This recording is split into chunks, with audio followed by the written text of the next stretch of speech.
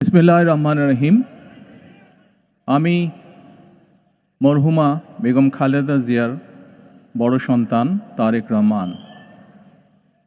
আমি আজকে এখানে উপস্থিত সকল ভাইয়েরা এবং বোনেরা যারা উপস্থিত আছেন,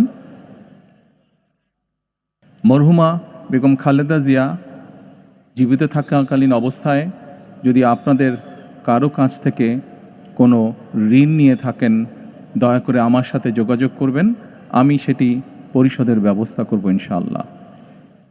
একই সাথে উনি জীবিত থাকাকালীন অবস্থায় ওনার কোনো ব্যবহারে, ওনার কোনো কথায় যদি কেউ আঘাত পেয়ে থাকেন, তাহলে মরহুমার পক্ষ থেকে আমি আপনাদের কাছে ক্ষমা প্রার্থী। দোয়া করবেন আল্লাহ তাআলা যাতে ওনাকে বেহেশত দান করেন। আসসালামু আলাইকুম। আসসালামু আলাইকুম।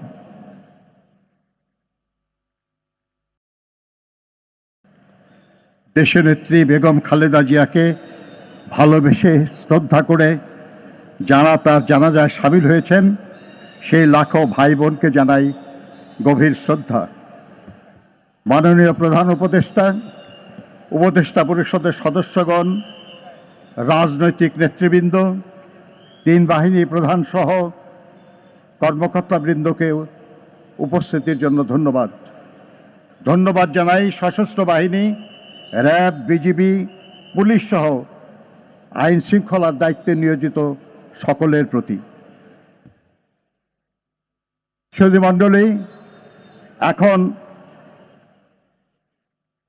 মরহুমা বেগম খালেদা জিয়ার নামাজে জানাজা আদায় করবেন, নেতৃত্ব দেবেন জাতীয় মসজিদ বয়তুল মোকাররমের খতিব মুফতি মোহাম্মদ আব্দুল মালেক। আপনারা জানাজার নামাজের জন্য প্রস্তুতি নিন।